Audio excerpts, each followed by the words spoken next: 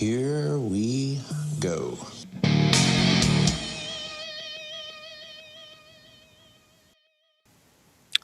Hola. What's up, my good people? Sorry for the slight delay. That is on me. My phone died, and I was out back on the screened-in porch, and I thought I had more time than I had, but apparently I did not. Anyway, what's up, everybody?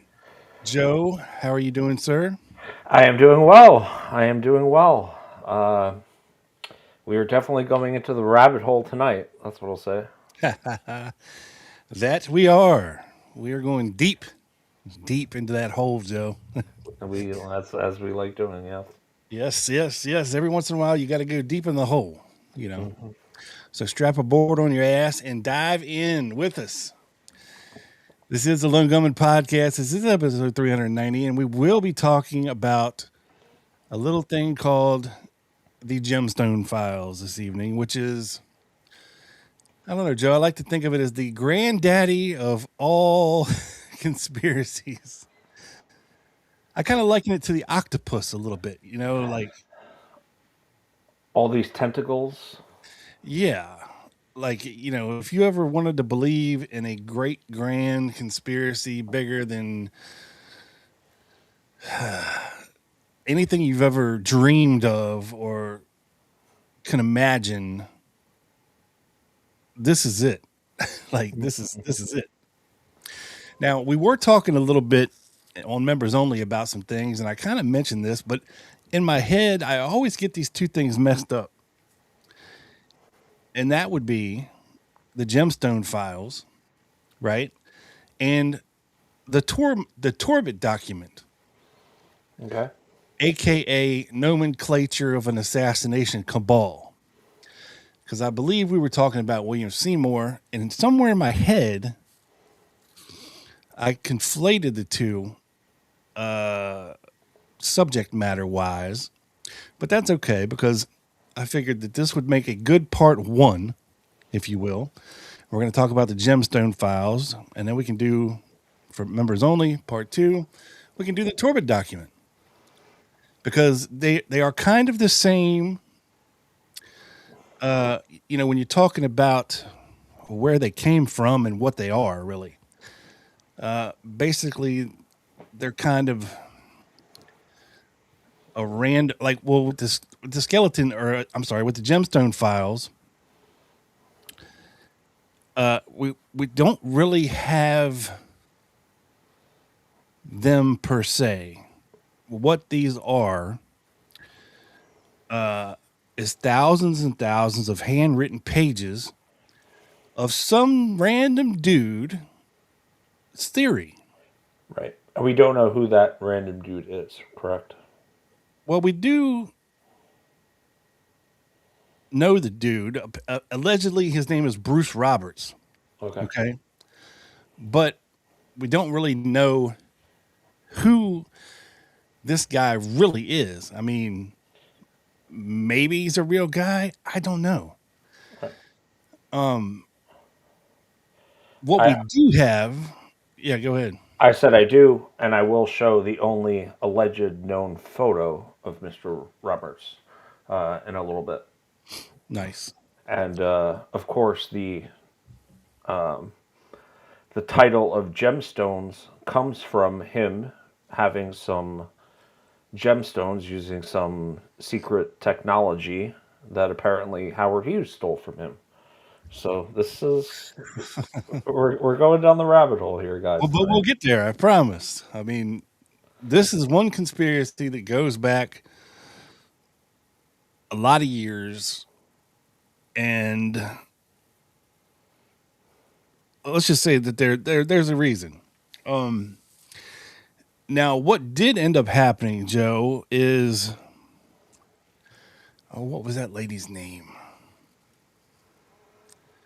There was a lady who published a book called "The Skeleton Key to the Ooh, Gemstone Files." I think I have it here. Was it Stephanie Corona? Yeah, I don't know how you say her last name. Yeah, I'm probably butchering it. You are probably butchering it, but I say Caruana. Caruana, Caruana. There you go. possibly. Yeah, that makes more sense. Yeah. Um, Now, what's interesting about this Gemstone file and this Bruce Roberts guy, allegedly, he would hand deliver some of his things to Hustler magazine. Larry Flint would publish some of it. He was allegedly in touch with Mae Brussel and fed her a lot of this information, which she would, you know, use on her radio show and in her newsletters and things. Mhm. Allegedly, Bruce Roberts was born in 1919 and died of lung cancer in San Francisco on July 16th, 1976.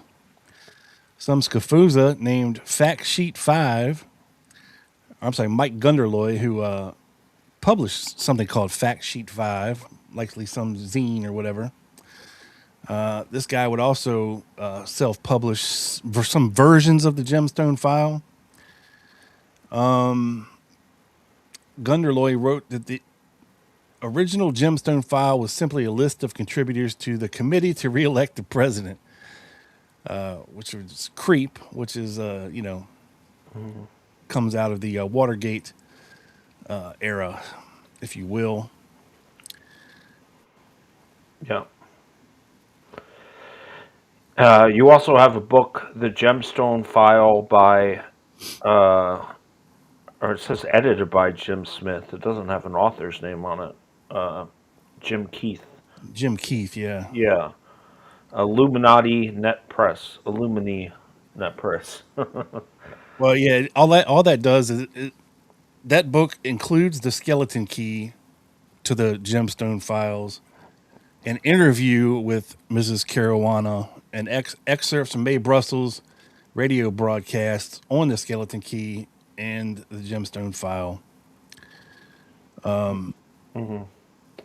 and articles by Robert Anton Wilson, Carrie Thornley, and others. So we know how batshit crazy Carrie Thornley was, We you do. know, and Robert Anton Wilson. You know, these guys were doing the Discordian thing and way, way out there. And Ken Thomas, another JFK conspiracy author, wrote a book called Inside the Gemstone File, published by Steam Shovel Press, along with David Hatcher Childress in 1999. Yes. And that book explores James Bond novels and movies compared with the Skeleton Key. Mind Control and Conspiracy Series. Yep. And it does touch on Danny Casollero's mysterious death, a la The Octopus, which, if you have not watched it, get your ass over to Netflix. What are you doing? And dive in. Yeah. So Rob, just to make it clear for the audience, the Skeleton Key is the 24-page document or notes, if you will, that remains from the Yes, the 300. Gemstone files themselves have never been published in their entirety or in at all. At least not that I could find anywhere. There's something out there called the Opal file, which is part of the Gemstone file, which deals with a vast Onassis conspiracy involving New Zealand and Australia and oil and natural resources and Mhm. all kinds of crazy stuff. Conspiracies involving that. So what I think happened, Joe, is that he named each part of the Gemstone files after a gemstone, which I don't know. The only one I could find was the Opal file. But that doesn't really have anything to do with the JFK assassination either. But before we get into the Gemstone Files, Joe, please go ahead and welcome the good folks in here who were nice and patient waiting for us. And we just Sure. have to set the table there, and then we will get started, sir. Yeah. Guess who got the gold? Rob. Roger. Rob. Raja. Whoa. Hey. Good job, Roger. And Double B got the silver. He says, nice, good job, Roger. And Mr. Robert Fouliard Booyah. got the bronze. Yes, you did get it, sir. Trey coming in as the runner-up. Trey is not in third. No, but Despite his name. he's number one in our hearts for sure. Mr. James Smith, love that AI artwork. Yeah, we are looking at the gemstones. Jack Taylor, what up, bud? Are we starting an hour early tonight? I don't think so. We're starting a couple minutes late. Uh, John P. Nolan, what's up? So many Martins and gays involved. Yes, God bless the gays. Yes. South to West, ready for this. Hello, sir. Although you didn't get a medal, you are racking up the golds. Nice. Owen Smith, evening, and Double B gifted 5 Ooh. lone gunman. Oh, David Ferry approves. Thank you, Brandon. Appreciate it, brother. Yeah.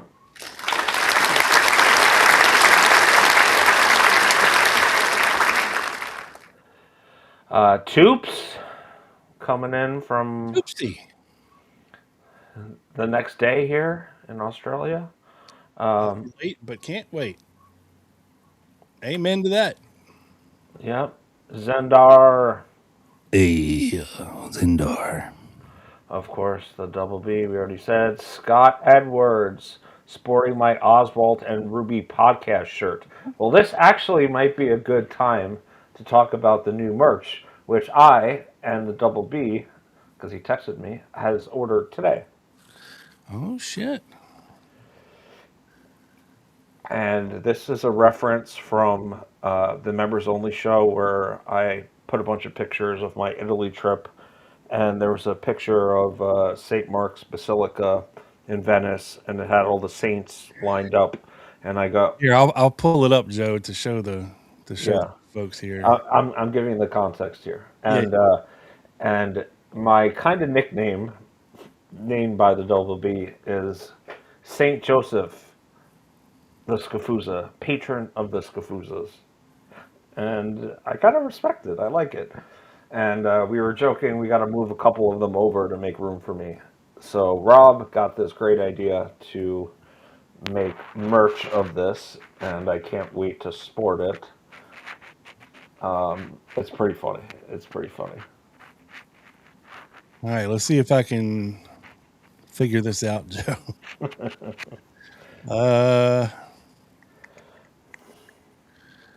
Do you see a thing on the screen?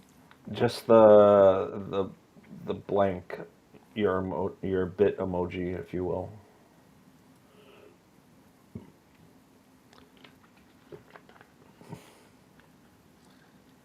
Just my scafoos. Just your beautiful beard and bald head. Pondering something. Maybe the Gemstone Files. Huh. Well, how in the hell?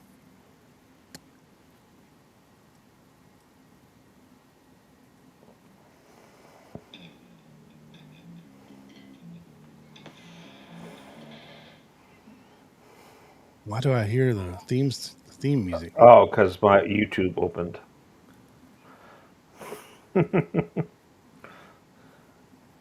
Oh, here it goes. Jesus, man. What in the Samuel Hades? All right. Samuel Hades, where did you get that from? Sam Hell. Oh, okay. Okay. Can you see it now, Joe? Yes, yes. Uh, the picture where your cursor is over is yeah. Maybe click on that. Yeah, to make it bigger. Yeah. So that is me. in my robe, Saint Joseph, and at the bottom it says patron saint of Scafuzas, and I'm holding a JFK book with a microphone. Duct tape to a staff. Yes. Yes. So I like it. I ordered one today in black, and I'm pumped. I don't know. Is it a sin to wear it to church? Double B, let me know. But to wear your own shirt. But you got the mug, you got the coffee cup. Yeah, that's the one I ordered. Exactly. Oh boy. It's good, and there's like 15% off, by the way, too, on the merch site right now. Oh yeah, for another 3 days, 15% off everything. Yeah, so it saved me a couple bucks. But that was funny. I really liked it, and I can't wait to wear it to my dad's house, who is very religious, to see what he says.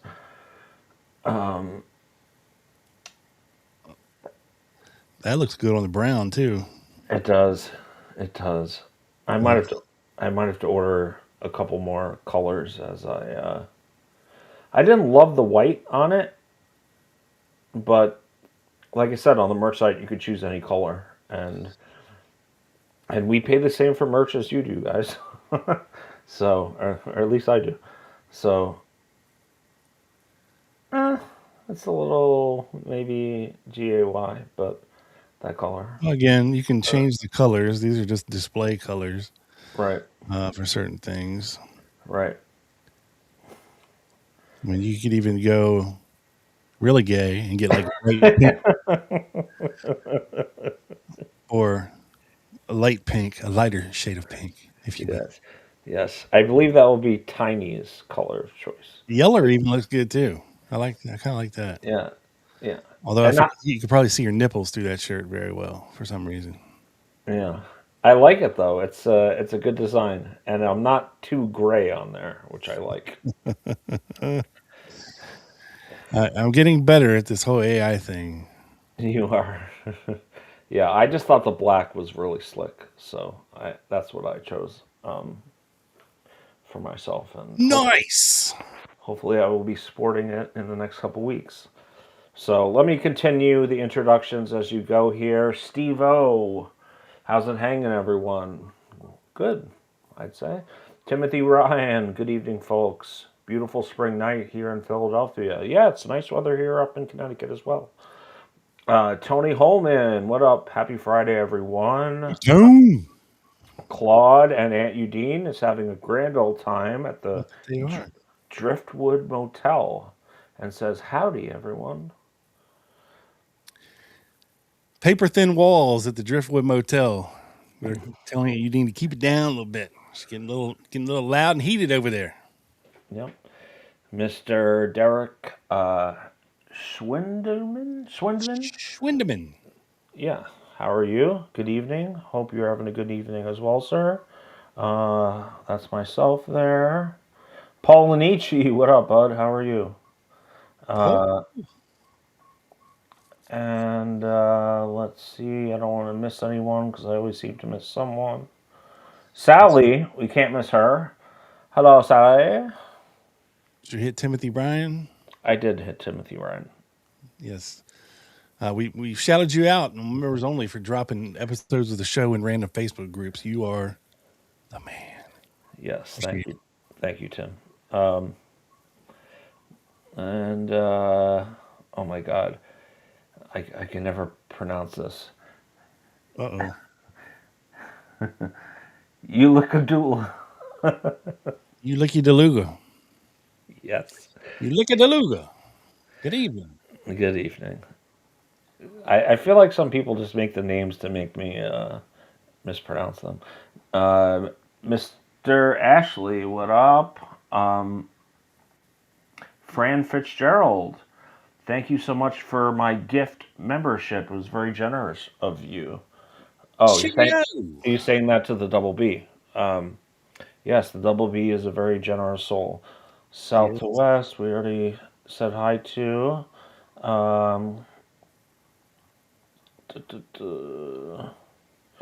St. Joey. Yeah. One day, allegedly. I got a long way to go, but I have been being a good Catholic boy. Trying to be. Trying to repent for my sins. Um, which there are many. So yeah, let's get into it, Rob. I'm sorry, it's very distracting. What the hell's going on your shoulder? Is that a tag hanging out? Uh, The white, this, no, the white thing. yeah, that's LRG, Lifted Research Group. Oh, is it supposed to be there? Yeah, Oh, okay. I thought maybe you had a. I don't know. Normally the tag's in the back, but yeah, I don't know. we are lifted here, and we do research, and we are a group. So I like wearing this shirt sometimes. Good Lord. Anyway, yes, welcome in, welcome in, welcome in, folks. Buenasera, indeed. That means good evening in Spanish.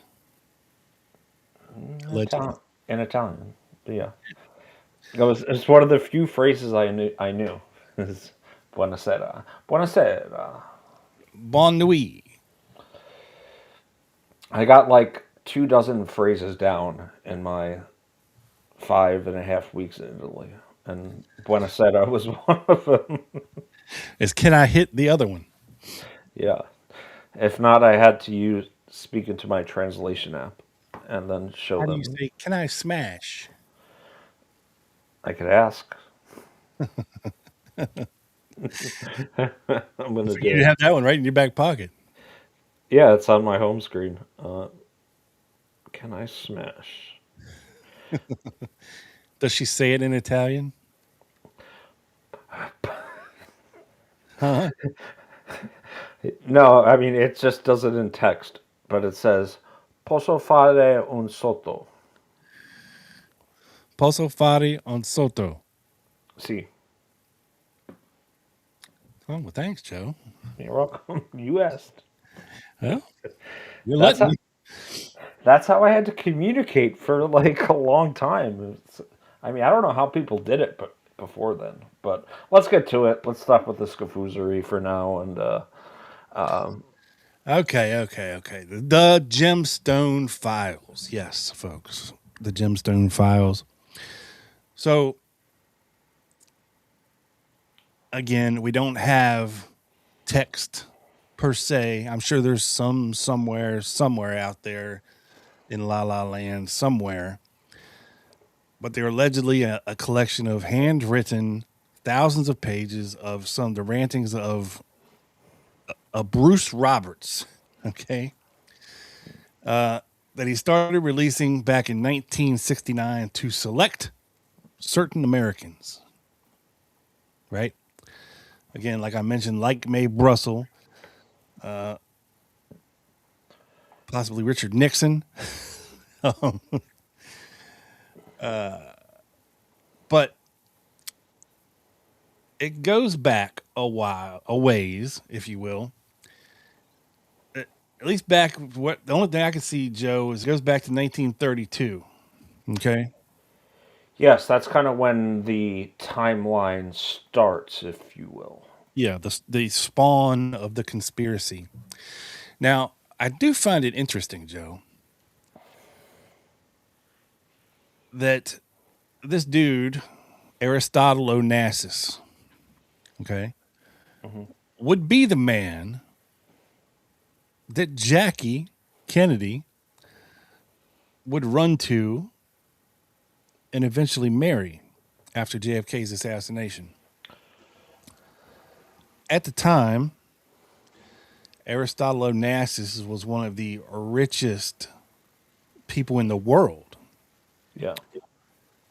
And allegedly, it started off basically by giving her some place to go, giving her access to as many yachts and mansions all over the world to hide away from the public prying eyes. Because as you can imagine, after the assassination, how Jackie Kennedy felt, Hmm. the media would have been trying nonstop to talk to this woman. You know what I mean? Mm-hmm. And, she didn't go run to him right away. It took a little bit. Yeah, at 1968 they married. Yeah. They would definitely met before that, though. But, Yes, yes. to get out of the prying eyes of the press, even back then, you had very few options. Now, Jackie Kennedy was no slouch. I mean, she had money. Her family came from money. But Onassis had what we like to call, Joe, fuck you money. Yes. Yes. Like, fuck you, fuck you, fuck you, fuck you. Yeah, and fuck, no, you're cool. And fuck you, fuck you, fuck you, fuck you. No, you're cool. Allegedly, this guy, who's Bruce Roberts, is calling Aristotle Onassis a Greek drug pusher and ship owner who made his first million selling Turkish tobacco, aka opium, in Argentina, which is down in South America, and worked out a profitable deal with Joseph Kennedy, Eugene Mayer, and Meyer Lansky. Onassis was to ship booze directly to Boston for Joseph Kennedy. Also involved was a heroin deal with Franklin Delano Roosevelt. Okay, allegedly. So as you can see, this kind of starts off in land. Yes. Fast forward to 1934. Aristotle Onassis, I'm guessing that's J.D. Rockefeller, maybe Nelson. I don't know. I think it's probably J.D. though. He's an old dude. And the Seven Sisters, which would be the major oil companies, if you Right. will, signed an agreement that outlined an oil cartel. Basically, they all these big swinging dicks like Onassis, Rockefeller, and all these other rich oil company owners signed an agreement to basically beat the Arabs out of their oil and ship it on Onassis' ships. Rockefeller and the Seven Sisters to get rich, and all this was done. So basically, it was collusion, if you will, from all these giant oil magnates to basically get themselves rich and bilk the rest of the world out of money for oil. All right. Not much Which, has changed, has it, Rob? no, I mean, have you been to the pump lately, Joe? I have, and it sucks.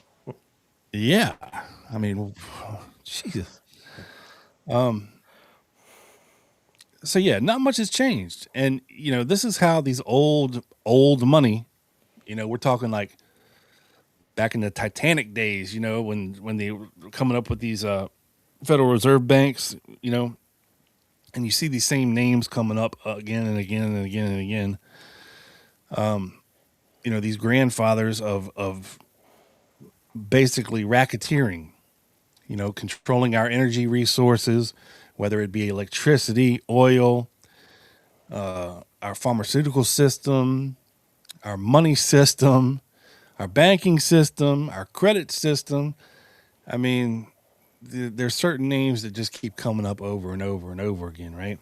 Yep, yep. And he did own the world's largest privately owned shipping fleet. Onassis? Yes. Yeah. So this lawyer dude, allegedly Bruce Roberts, studied journalism and physics at the University of Wisconsin, and learned of these things. And his special interest then was in crystallography and the creation of synthetic rubies. Joe, clone your dog. We're gonna make synthetic rubies. Rubies. The original gemstone experiment, if you will, right? That's why he called it basically the Gemstone Files, and kind of in his mind, I don't know, you can kind of see of all the synthetic factors of creating a synthetic gemstone would come together to create this one beautiful shiny, bright object, right? So that was kind of his vision. Now, I'm not too familiar with Eugene Meyer, but in 1936, this dude, Eugene Meyer, buys the Washington Post to get our news media, other mafia by other papers, broadcasting, TV, etc. News censorship of all major news goes into effect. So I'm guessing Bruce Roberts thinks this Eugene Meyer guy is somehow connected to the mafia and basically becomes CIA Mockingbird before there was Mockingbird. Right. Basically controlling the flow of information throughout our media, which back then was basically newspapers and radio. I don't think there was much TV going on back in 1936. I could be wrong. No, I don't think you are. Then World War II happens, of course, right? Right. Very profitable for Onassis, Rockefeller, the Kennedys, the Roosevelts, IG, Carbon, etc. Onassis is selling oil, arms, and dope to both sides of the war, and he just managed to not lose a single ship or a man working for him during World War II, which having the largest fleet, and that probably bigger than some nations' armies or navies, if you will. You know, he kind of operated with what do you call it? Not anonymity, but exclusivity. You know, they knew better than to take out his shit. You know, Right. because when you look at all this, whoever controls the flow of fuel, oil, you know, during wartime, is going to make a lot of money. Also, who's selling guns and bullets to both sides is going to make a lot of money. And pretty much you're talking about like U-boat possible attacks on in the Atlantic Channel, right? Which was a major issue in pre-America getting into World War II. Well, yeah, you know, the both sides used to go after airstrips and roads to highly impede the flow of goods and necessary items for countries, right? If you can control, you know, blowing up landing strips and blowing up certain roads, then, you know, certain parts of certain countries can't get items. You can't get food in there or whatever goods that they needed, you know. And when you're talking about Europe, there's lots of water around it, Joe.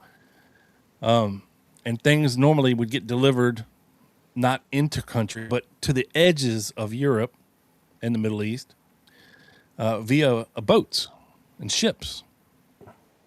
Yeah. So for this guy to come out unscathed after World War II is pretty amazing. Yeah, he's either very lucky or very smart. Yeah. 1956, folks. Enter Howard Hughes. Another gajillionaire, right?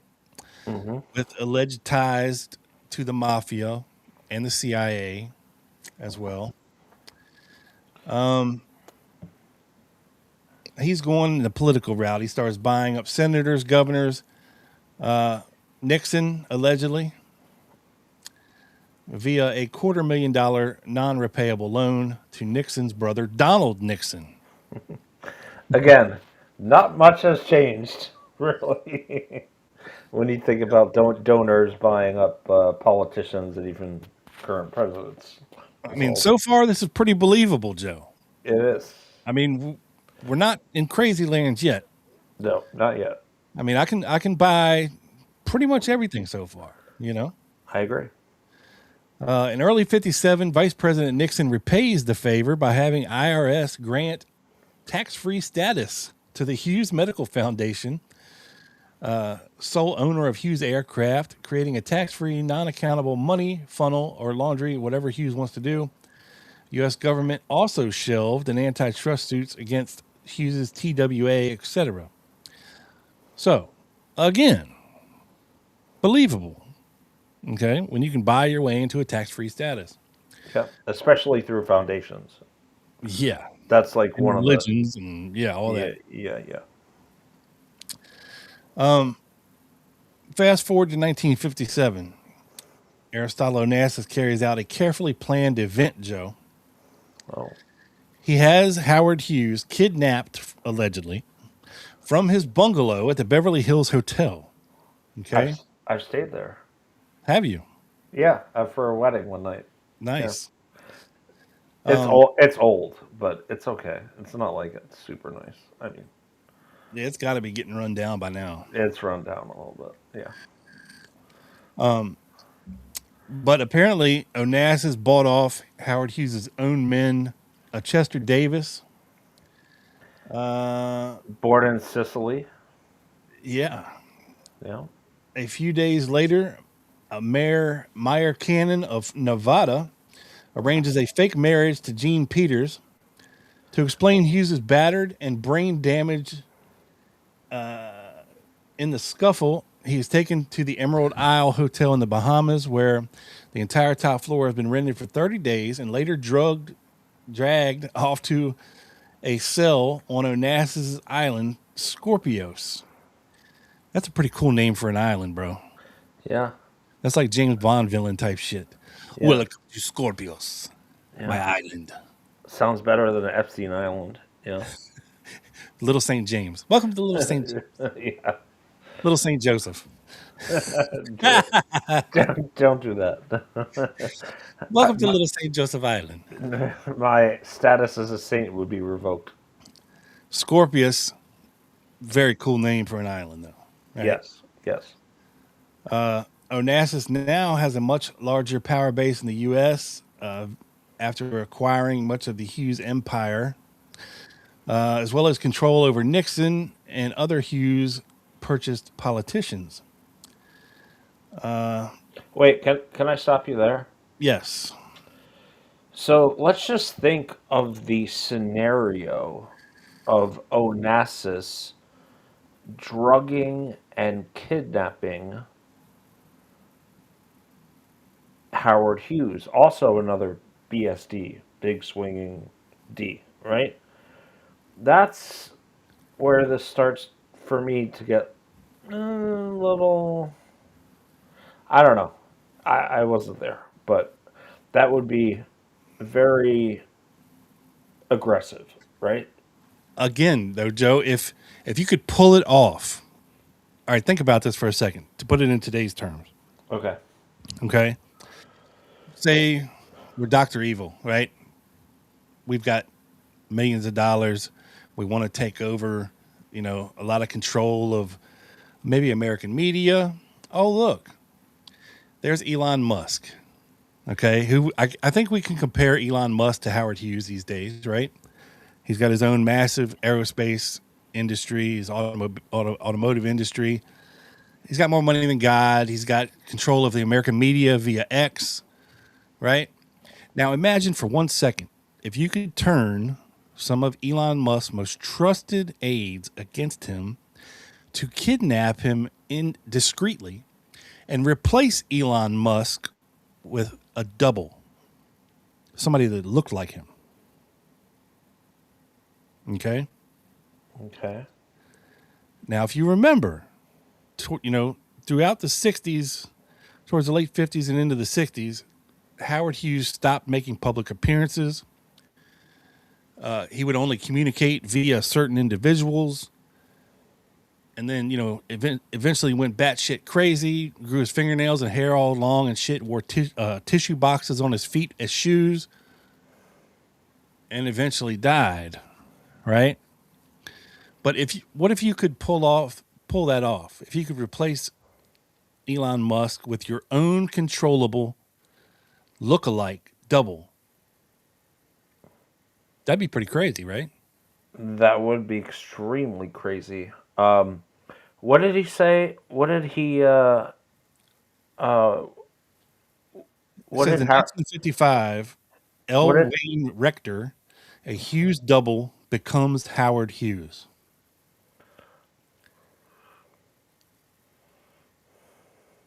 I mean, yeah, it's a crazy theory, but is it out of the realm of possibility? Certainly not. Especially if he was, quote, brain damaged in the scuffle. That's what I was looking for.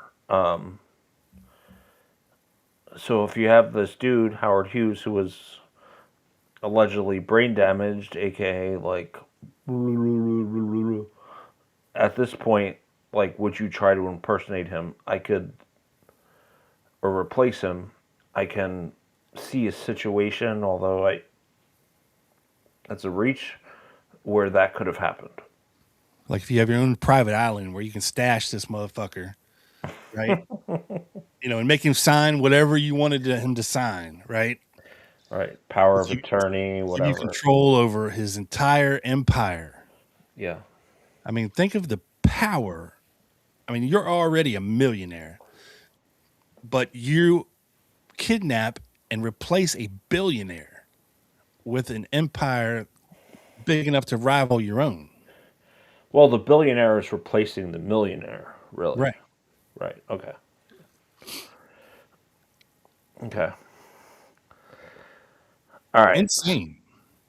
Yeah. So now we're gonna get to Cuba, right? Not quite yet. We're not Oh, quite. not quite. Oh, yeah, yeah. We have a couple of points. So in 1957, apparently Aristotle Onassis calls the Appalachian meeting to announce to the U.S. Mafia head his taking of Howard Hughes and his adoption of Hughes's game plan for acquiring power, buying U.S. senators, congressmen, governors, judges to take control legally of the U.S. government. Onassis' radio messages to Appalachia from a remote Pennsylvania farmhouse intercepted by FBI's J. Edgar Hoover on the basis of a tip-off from Army intelligence guys who weren't in on the plan. And the Appalachian meeting was with all the big La Cosa Nostra mafia bosses that got blown up, and they all ended up like scurrying into the woods. I thought it was in upstate New York. Maybe I was wrong. It was in Pennsylvania. But yeah, that is a documented event in terms of. Yeah, and I don't know how many times before this or after this that you would have all of the heads of the major crime families actually come together in one spot for a meeting. Right. Seems risky. Yeah. But to pull that off, you would have to have a lot of power. And so basically, Aristotle Onassis, he's acquired Hughes and his vast empire. He understands this mafia Cosa Nostra network and how important it would be as basically an illegal flow of money, right? Because these guys, these families, they're spread out all across the United States. So if you can get them all on the same page and you can benefit them while they benefit you, a little, you rub my back, I'll rub yours type of thing. Yep. You're talking about L.A., Kansas City, other places in the Midwest, New York, Philadelphia. Yes. and of course down south, Florida, Louisiana. Florida. Yeah. True. Texas. Yeah. Yeah. So again, if this is true, not out of the realm of possibility, I'm just saying. But he would have been smart enough not to actually be at this meeting, but to basically get radioed in. Like, you'd have all these dons around the table and they wheel in this big ass 1940s radio. And, you hear Aristotle Onassis voice, "Welcome in, gentlemen." And he would inform them, about everything that's going on in the world and how things are going to go from here on out. Yada, yada, yada. So kind of interesting because as you know, there would be no Las Vegas without Howard Hughes, Joe, and the mafia. Mm-hmm. Yeah, Meyer Lansky as well, and yeah, who's going to come into this in a little bit? Yep. And in 1957, Joseph Kennedy, which would be the elder John F. Kennedy's father, Yep. he takes JFK and Jackie to see Aristotle Onassis on his yacht. He introduced John and reminds Onassis of an old mafia promise, the presidency for a Kennedy. And Onassis allegedly agrees to make this happen. Okay? Mm-hmm.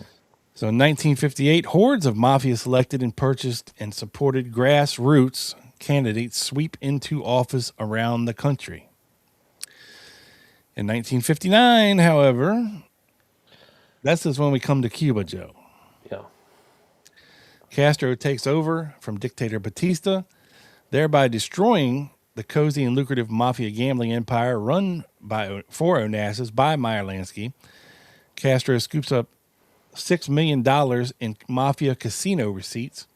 Onassis is furious. Vice President Nixon becomes operations chief for CIA planned Bay of Pigs invasion, otherwise known as Operation 40, using CIA, Hunt, and McCord, and Cuban expertise to strong-arm cops like Martinez, Gonzalez, as well as guys like Frank Sturgis Fiorini, allegedly.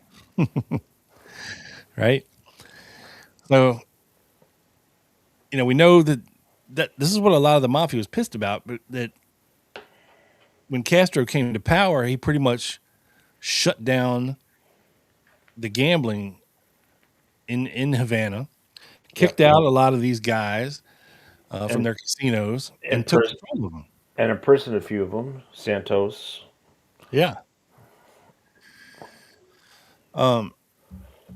So fast forward 1959, we have the presidential election battle between Kennedy and Nixon.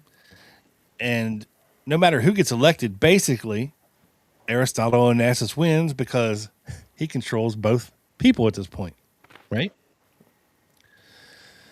But in 1960, JFK gets elected by a Cooney hair. The American people are happy. Rose Kennedy is happy. Onassis is happy. And the mafia is ecstatic.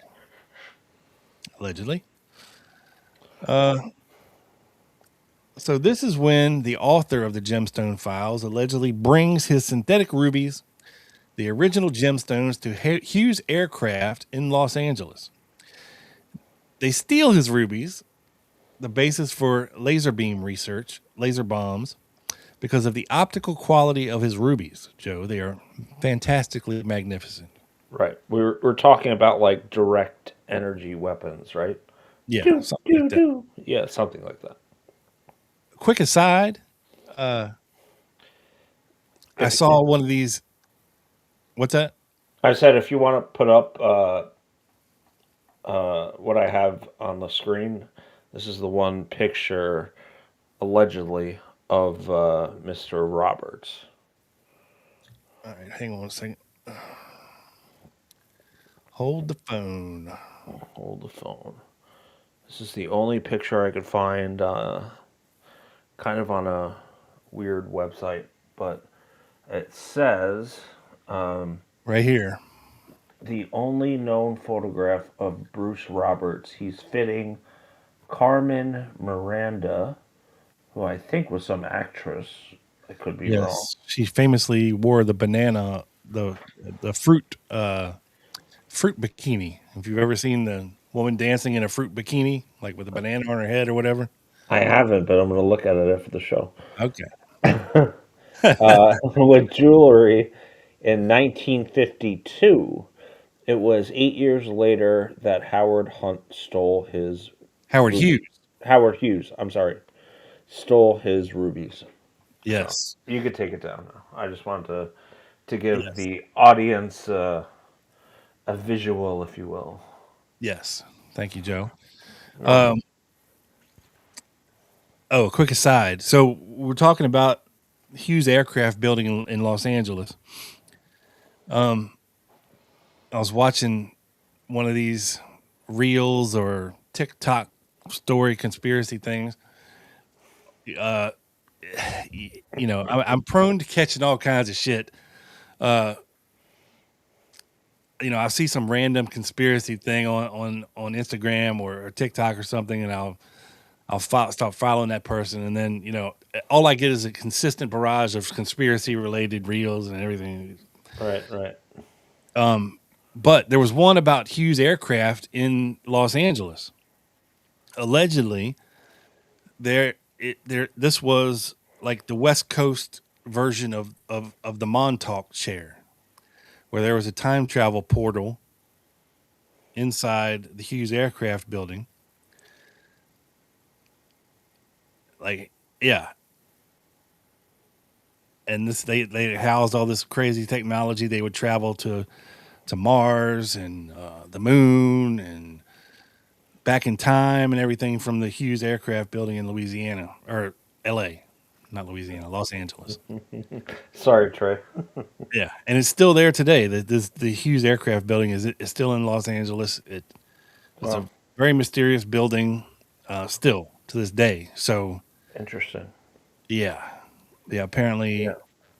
it's built over top. Like goes like one of these buildings that goes like 30 stories underground and all. They back engineer UFO technology there and all kinds of crazy shit. So Yeah. We warned you guys. We're getting in the rabbit hole tonight. yes, We're going down. we're going deep. Let's check out a couple comments before we continue because we haven't checked them out in like half an hour. Okay. Let me see. Didn't Jackie go on a 10-day holiday in September 63 after their Patrick Kennedy died? So yeah, Rob, I wanted to address this because there is the rumor that Jackie was on Onassis's boat and JFK called her up and told her to leave. This is what I read. Again, I have no idea if this is true or not. Yeah, because look, JFK was doing his own thing on the side with his Of side course. pieces. Yeah, so he wouldn't mind, right? Jackie was doing her own thing on the side, okay, which is understandable.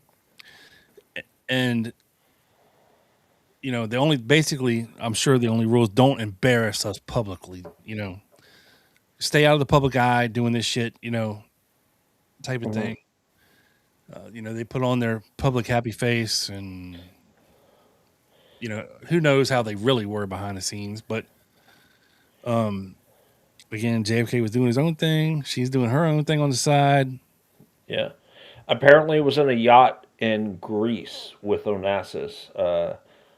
Eula Gadula says, and I did read this, so it's not like he's making this up or she. I don't know. I don't Yeah, I want to mean, so misjudge far, it. like it says, it sounds like a bad James Bond movie, right?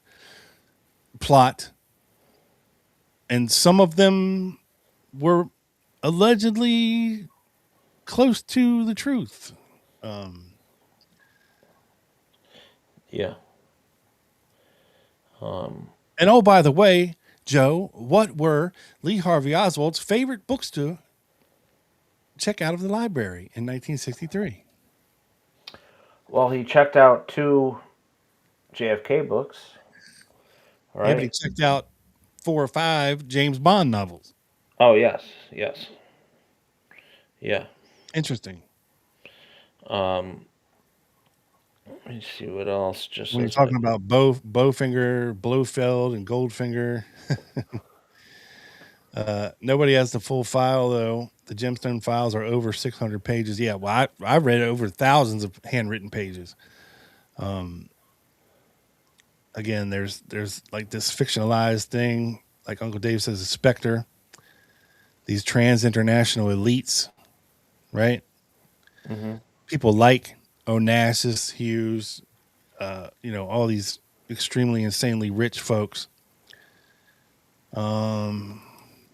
Sally, allegedly, it started in the 60s, in 1969, when is allegedly when he started handing out, sending some of his Gemstone Files to prominent Americans, allegedly.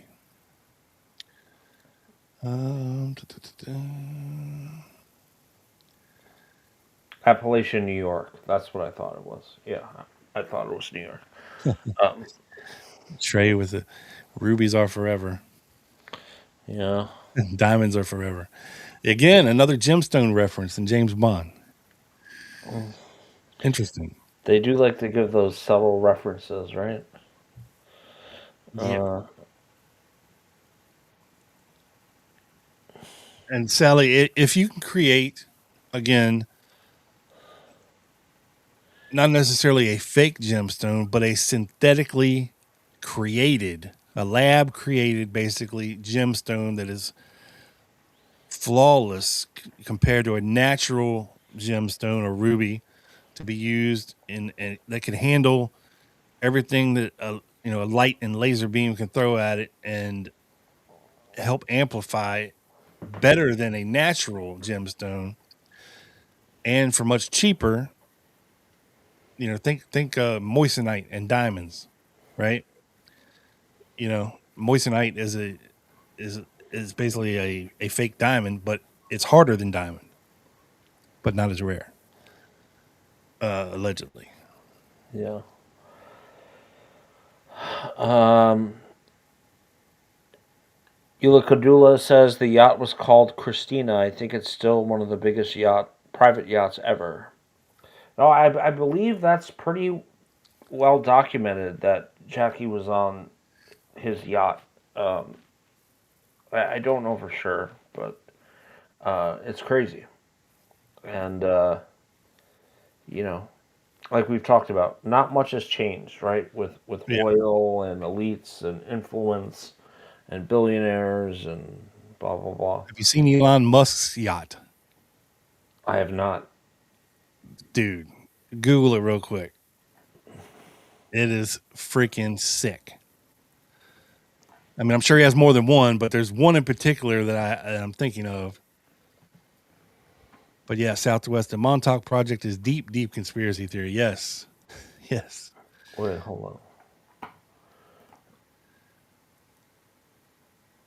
And yes, Sally, it does sound effing bonkers. But the reality of this world that we live in is pretty fucking bonkers at times. If you really step out of your reality and start to look at all the crazy shit that's really going on in the world,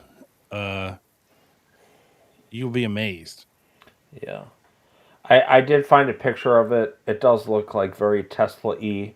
The Google AI overview says Elon Musk does not publicly own a personal super yacht, often stating he prefers to spend time on land, though he has been photographed vacationing on chartered vessels like the Zeus in Greece. Recent reports of his $700 million Tesla yacht are speculative, appearing in digital renderings and YouTube videos rather than official announcements.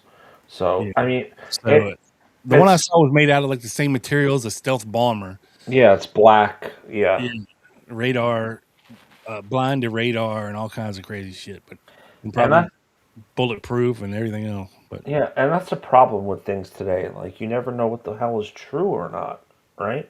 What's AI? What isn't? What's misinformation? What's clickbait?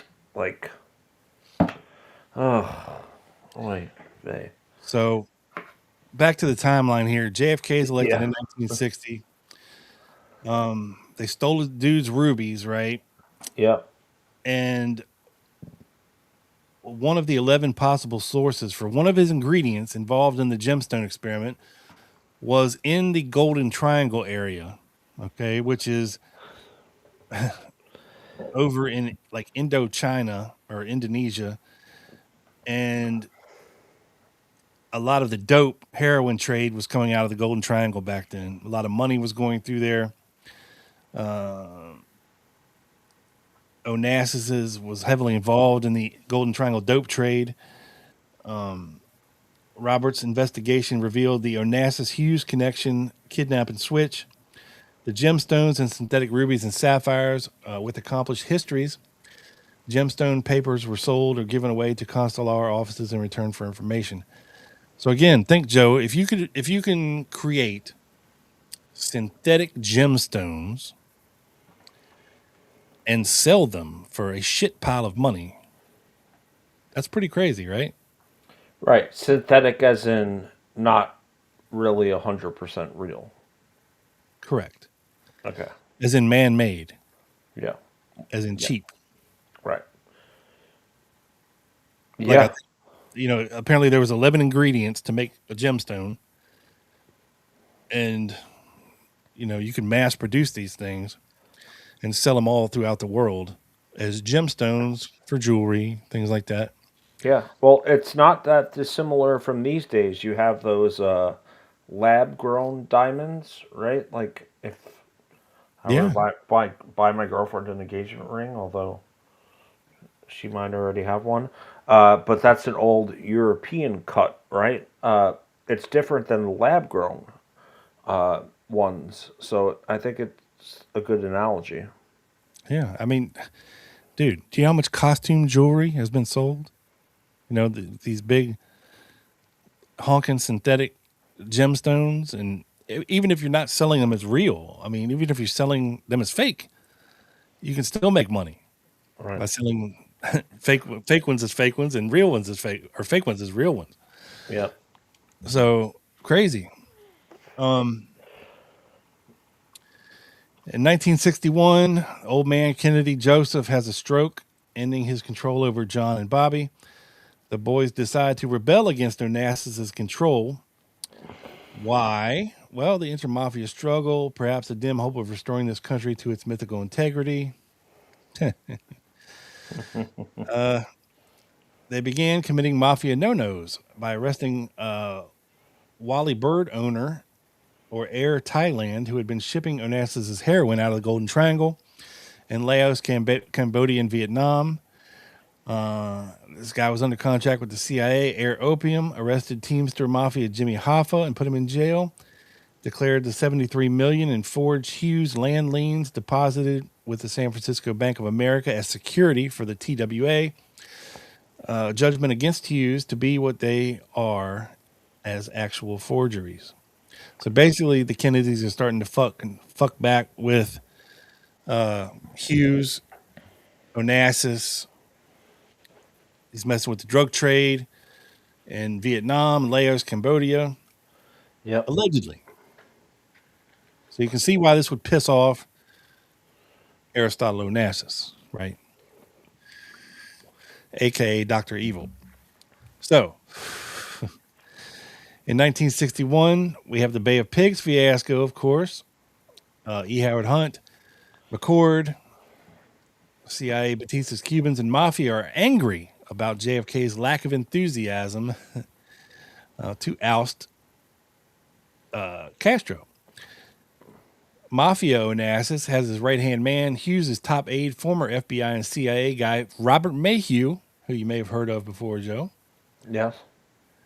Hire and train a mafia assassination team to get Castro. The team of a dozen or so includes Johnny Roselli and Jimmy the Weasel Pratiliano, expert mafia hitmen, assisted by CIA Hunt McCord and others. This was reported recently by Jack Anderson, who gets a lot of his tips from a friend named Frank Sturgis. Also on the Castro assassination team, the team tries 5 times to kill Castro with everything from long-range rifles to apple pie with sodium morphate in it. Yet Castro survives. Joe. Yes.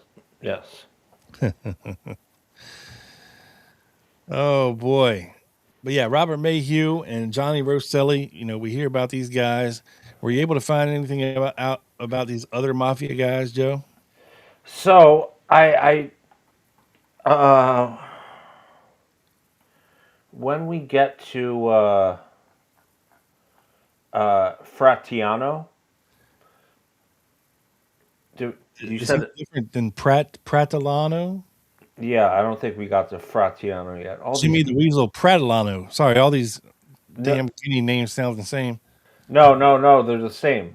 Jimmy, according to Grok, Jimmy Fratiano, whose full name was Aladenia James Jimmy the Weasel Fratiano. Okay. We got to keep this. Was an Italian-born American mobster, best known as a high-ranking member of the L.A. Los Angeles crime family, also called the L.A. Mafia. He briefly served as its acting boss in the mid-'70s before becoming one of the highest-ranking mafia figures to turn government informant. He was born in Naples, Italy. I was just there. He immigrated to the U.S. and grew up in Cleveland's Little Italy. Started crime as a boy, blah, blah, blah, blah. Witness once yelled something like, quote, "Look at the weasel run" during a chase, and the nickname Jimmy the Weasel stuck. Police even put this on his record, mistaking it for an alias. He, he had a long criminal record starting in his youth in like the 1930s and going to the 1940s. He turned informant in 1977 on extortion charges. Fratiano decided to cooperate with the FBI rather than risk being killed by his own organization. So we'll get to him in a second. I think we covered the main parts. And Joe, please welcome in Assassination Archives Andre, a.k.a. Alan Dale, into the mix. What's up, Alan? Hey, Alan. Andre, what's up? We're going down the rabbit hole here. A serious campaign to discredit and damage Onassis and his business holdings. Certainly what it sounds like, for sure. Was initiated in favor of Onassis' adversary, Stavros Niarchos. The first operation was authorized at the highest levels of the Eisenhower administration. Okay, so actually, Rob, I have some documents on that right now, if you want to get into it. Might as well. Might What as better well. time than now? Yeah, I know, so we can get Alan's... Alan's dropping some hot knowledge on us. Yes. Let me bring this back up. What's up, Asteroid Coming? See you. Fiddle folk. Welcome in, Fiddle folk. Oh, man. Where did this go? Oh, and Joe, rest in peace. Africa Bombada, who passed away this week. I do not know who that is. I'm sorry. Can you let me know? Of course you don't. Is it before my time? Yes, very prominent. One of the forerunners and fathers of the American hip hop movement. Came out in 1982. Responsible for a lot of early hip hop hits in the Zulu Nation. Africa Bombada, rest in peace. All right. Definitely rest in peace. Let me pull this up as I figure this out here on my new computer. Yes. Figure this out. Let's see. This is about... If you could put it up, Rob. You got it. This is about Onassis and kind of the oil wars that he was involved in. I think we'll skip this for now as we go to Mayhew and Niarchos. So Mayhew, this is, I believe it's church committee. Mayhew was used by Niarchos against Onassis in connection with a business feud, and Mayhew used an audio device in the course of this activity. There is no problem in subcommittee questions on this particular point, as the agency did not participate in any way with the bugging. However, the agency was at the time in a complicated relationship with Niarchos and his feud with Onassis, which involved an attempt by the latter to monopolize oil shipments from Saudi Arabia. Again, we talked about kind of the oil wars at the beginning of the show. British shipping interests also opposed Onassis, and they and Niarchos employed Mayhew. The U.S. government also opposed Onassis's aims, and the Department of State requested the agency's assistance in providing communications facilities to Mr. Mayhew and his overseas investigators. Remember, he was kind of like a private investigator. Of course, we always joke about how everyone's like a private investigator, right? Jack Martin, you know. The Onassis plan was never consummated, and Mayhew was at no time employed or directed by the agency. Okay, that's what they say. Yeah. Now we have a. Hold on. I wanted to. Okay, so this is. I'm just going to skip the other part. This is, I believe, Church Committee as well, wiretapping surveillance of Aristotle Onassis. So in July of 54, Mayhew was hired by British shipping interests sponsored by Stavros Niarchos. During his employment for Niarchos, Mayhew conducted a surveillance of Aristotle Onassis in New York City. CIA documents indicate that Mayhew stated that he had technical coverage wiretap of Onassis's New York apartment and that he used one of his employees, John Frank, to perform electronic surveillance. The CIA documents also indicate that Mayhew hired a technician by the name of Leon to perform this surveillance and that the CIA may have, in quotations, been given some of the information, may have, right? Received by Mayhew from this technical coverage. Mayhew can. Well, I can't read that. Leon's an interesting random name there. Yeah. Right. Can provide an explanation for exactly what he did and what connection he had with the agency in this venture against Onassis. B. Procuring females and producing films of foreign leaders for the CIA. Again, Rob, not much has changed. This is true. Mayhew was used by the CIA in 1957, 58, and 59 on 3 different projects involving leaders of foreign countries, i.e. heads of state. The first such project was entitled Project Happy Days. That's a great Tuesday, happy days. That's a great operational name, man.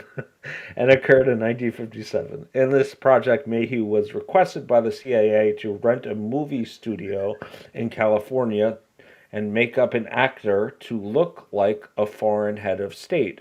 Mayhew was to produce a film with actor and an actress simulating an intimate relationship. The CIA then, through its technical division, provided a backdrop for the film, which would make the completed film appear to be a film of the foreign leader having an affair in Russia. The agency was then to distribute the film in the leader's country to embarrass him and to make him angry at the Soviets. CIA documents indicate that while the film was completed and sent to the Office of Security, the CIA, you can't make this stuff up, man. It was never distributed abroad. The second project which the agency asked Mayhew to complete was entitled Project Star. In this 1958 project, Mayhew was requested to and did obtain a woman to send overseas to try and cultivate the same foreign leader about which the film was made. So, yeah, just to compare that to today, right? So, say, Joe, if you had somebody that kind of looked like Vladimir Putin, for instance, right, and you put him in a compromising situation, movie, shall we say, with another man, perhaps, or an animal, or a large lady, and you sent it to him and said, "Look, you're going to do what we want you to do, or we're going to release this thing." And he can say, "Well, that's not me." And he say, "Well, looks a lot like you. People would believe it, whether it's you or not." right? Especially when you consider AI these days. Well, now anybody can say, well, that's AI, that's fake, Right. But back in the 50s and 60s, Right. you had to go the real route, Yeah. The Stanley Kubrick round. Yes. And here we are 60 years later, and they faking the moon landing again. But Yeah. Oh man. Uh, uh, yeah, it's funny because they're like, "Oh, we're not going to be able to communicate with you," and like you have Nixon like communicating with him on the phone in the Oval. But we land, digress. We digress. A whoa, landline. So, this is the tr- President Nixon talking to you from the White House. The Oval Office. How are you guys? Good. so this is also, I believe, church committee. Uh, they interviewed Mr. Robert Mayhew, and they go, "Now, for what period of time did you have a tap on Mr. Onassis' phone?" Mr. Mayhew, "I did not have a tap on Mr. Onassis' phone." "For what period of time was there a tap on Mr. Onassis' phone, which you contracted to have put there by having Mr. Frank put it there? On behalf of or with the complete knowledge of the United States government, that tap was on the phone. I believe maybe 18 or 19 days." So just to stop right here. He says, I didn't put a tap on the phone, but there was a tap for about 18 or I 19 had days. a tap put on the phone. There's a difference, Joe. We I have didn't do it. The CIA told me to do it, so I had it done. Mr. Madigan. We had lengthy discussions about this prior to today. Of course, probably off record. Can you state briefly, without going into too much detail, of course, what the basic assignment was and how blah blah blah blah blah. So I found an interesting FBI document. This is from 1968, right? So this is the year that Jackie married Onassis in Mm-hmm. October. RFK was killed in June. Uh, the author of the letter has not signed his name nor given his address, which is, a little sus. But it's postmarked in France, Le Havre. Le Havre. I'm saying that, butchering it. But he asked what the, quote, "gentlemen of the federal police are waiting for, and why do you not intelligently investigate and arrest the assassins of the Kennedy brothers? If the murders of the Kennedy brothers were thoroughly analyzed, the analysis would reveal that they were committed out of, quote, pure interest and ambition of a dirty woman and prostitute named Jacqueline Bouvier, later Kennedy and now Onassis. It is known that she actually did not like her husband Kennedy. There was even question of their divorce at a certain time. It is natural that a woman married to a statesman as important as Kennedy accepts an invitation for a long cruise. This is where we get to the cruise, Rob. On a Mm-hmm. yacht of Onassis. She accepted the invitation after she delivered a stillborn baby, right, Patrick? So let's take this down now. But Interesting. craziness happening here. Now, I don't think Onassis was some type of like mastermind. I think he was probably dirty. Dirty as fuck. Dirty AF is what we call him. Right. But some, Like Jeffrey Epstein of his time, only instead of trafficking children and blackmailing everybody. Well, he was making his money in little different ways, yeah. Yeah. but still a bad guy. I love him. Right. And if you think about it in like a reasonable type of way or a logical way, if you're a billionaire, one of the richest guys on earth, yeah, you might not like Kennedy, but are you going to risk your freedom and your wealth on taking him out? Or would you just get back at him at other ways, like via oil and economic Again, type? to correlate it to modern times, you remember not too long ago, Donald Trump brought Elon Musk into his administration, right? And then, Hmm. of course, they had a falling out. Elon Musk has this mysterious black eye. He looks like he got the shit kicked out of him. And he's kind of standing behind Trump, like, kind of withdrawn, not really saying much, with a black eye. And then not long after that, he's out. Right? He's out of the administration. And he says some mysterious things on X. And then,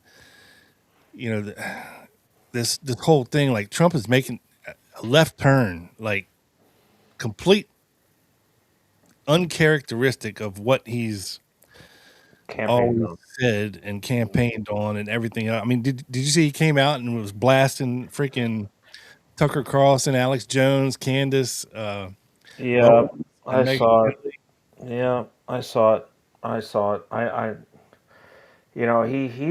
He's just gone off the rails, man. Yeah, it's insane. Like, and everybody says, "Oh, this is take everybody's mind off of the Epstein files and blah blah blah." I don't know what's going on here. It's a negotiating tactic. He's playing 3D chess. No, he's just fucking lost it. And coming from someone who voted for him, I'm sorry to say, and I would take it back if I could. Not that it matters in my super liberal state, but it's hard. He's lost it. Anyways, we don't want to go on this political rant. Mr. Allendale says Leon was probably a guy named Bernard Spindle 7 minutes ago. Interesting. I don't know him. And by the way, Mr. Dale, I have a message to send you. Maybe I'll do it after the show. I want to ask you something. But yeah, this whole Onassis thing is crazy, man. It's and it goes even more off the rails here as we get to. Oh yeah, we're just getting to 1963. I know. I'm saying, like, we're almost 2 hours in, and like we're like a third of the way through this document. So we might really have to. Well, we might even be like a fourth of the way through this document. Actually, as I look at it. We'll get as much as we can, and like I said, part two will be the continuation of all this. But like you said, there's so much to get into here. So we're up to 63. Members of the Castro assassination team arrested at Lake Pontchartrain in Louisiana by Bobby Kennedy's FBI Justice Boys. Pissed off, Onassis stops trying to kill Castro, says, "All right, I'm done. Screw you guys, I'm going home." He changes his target and goes for the head, JFK. According to Onassis, welched on his mafia deal that got him elected. And JFK sets up the group of 40, a.k.a. Operation 40, to fight Onassis, not necessarily Castro, which is interesting. By August of 1963, two murders had to occur before the murder of JFK, or people would understand the situation and might talk. Now, I'm not sure who these two people are, Joe. But that brings us to Senator Kefauver, whose Crimes Commission investigations had uncovered a 1932 deal between Onassis, Kennedy, Meyer, Lansky, Roosevelt, etc. So Senator Estes Kefauver planned a speech on the Senate floor denouncing mafia operations. Instead, he ended up eating a piece of apple pie laced with sodium morphate, a.k.a. rat poison, and had a sodium morphate-induced heart attack on the Senate floor. On the Senate floor. Which is a little sus. Yeah. Imagine like a sitting senator today, like being poisoned on the Senate floor. Yeah, that'd be like somebody taking out Luna on the Senate floor, for looking into something, Yeah. What the hell, man? Philip Graham, an editor of the Washington Post, had married Catherine Meyer, Eugene Meyer's daughter, the owner of the Washington Post, who had inherited the Washington Post and media empire. Graham put together the Kennedy-Johnson ticket and was Kennedy's buddy in the struggle with Onassis. According to Gemstone, Catherine Meyer Graham bribed some psychiatrists to certify that Phil was insane. He was allowed out of the nut house for a weekend and died of a shotgun blast to the head in his home in Washington.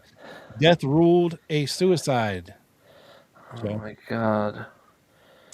Yeah. He was let out of the nut house for the weekend and died of a shotgun So wound. apparently, this is one of the murders that had to happen before JFK was killed, or else people would know what the hell's going on. Philip Graham, then editor of the Washington Post. Okay. The next one is DM in Vietnam. So fast forward to November 1st, 63. The hit on JFK was supposed to take place in true mafia style, a triple execution together with DM and New in Vietnam. DM and New got theirs as scheduled, and JFK decided not to go to Chicago to get his at the last minute. Right. It's because that was around the date of the alleged Chicago That was plot. November 2nd. Okay. Yeah. Onassis had invited Jackie for a cruise on the Christina, where she was when JFK got tipped off that Big O, that's Onassis, planned to wipe him out. JFK called Jackie on the yacht from the White House, pissed off. Get off that goddamn yacht. If you have to swim, I don't care. Just get off the yacht. He canceled his appearance at the football stadium in Chicago, where his CIA mafia assassination team was poised for the kill. Jackie stayed on board the yacht, said, fuck you, Jack, descended the gangplank a few days later on Onassis' arm in Turkey to impress the Bey Mustafa. Madame New in the U.S. bitterly remarked, whatever has happened in Vietnam.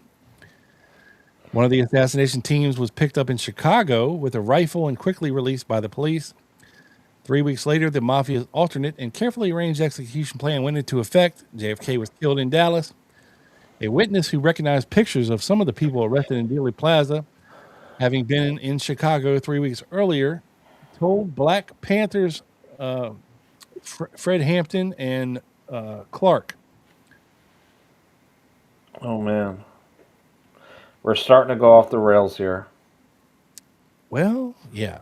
The JFK murder, Onassis and Hughes' man, Robert Mayhew, who we just talked about, reassigned the CIA Mafia Castro assassination team to the murder of JFK, adding Eugene Hale Brading, a third Mafia hitman from the Denver Mafia Amadone's family. 2 months earlier, Brading, on parole after a series of crimes, applied for a new driver's license, explaining to the California DMV that he had decided to change his name to Jim Brading. Brading got his California parole the first time to look things over, and the second time when JFK was scheduled for the Dallas trip. Which brings us to Lee Harvey Oswald's CIA with carefully planned links to both the ultra-right and to the communists was designed as the new patsy. He was supposed to shoot Governor Connolly, and he did, allegedly. Each of the four shooters were Oswald, Brading, Fradiano, and Roselli, had a timer and a backup man. Backup men were supposed to pick up the spent shells and get rid of the guns. Timers would give the signal to shoot. Hunt and McCord were there to help. Sturgis was not in Dallas. He was in Miami. Allegedly, Fradiano shot from a second-story window of the Dow Tex building. He apparently used a handgun from the second floor of the Dow Tex building. He is an excellent shot with a pistol, though, Joe. You know. Yeah. Fradiano and his backup man were arrested and driven away from the Dow Tex building in a police car and released without being booked. The Dallas police office is in the Dow Tex building, which is not a true statement. Bruce Robert. Right. The one thing that's interesting about this is Fratiano, as we went over him very briefly on my quick Wikipedia search. Weasel. For what that's worth. Yeah. Was an acting boss at some point of the LA crime family, and we know Jim Brading came from LA, but why would an acting boss be taking shots? That doesn't check with me. Yeah. You know? And especially when you're talking about a pistol. But Again, Boombata, which made me think of Africa Bombata, who passed away, but in a different story. Says braiding. Now, how did he know about braiding in the early 70s?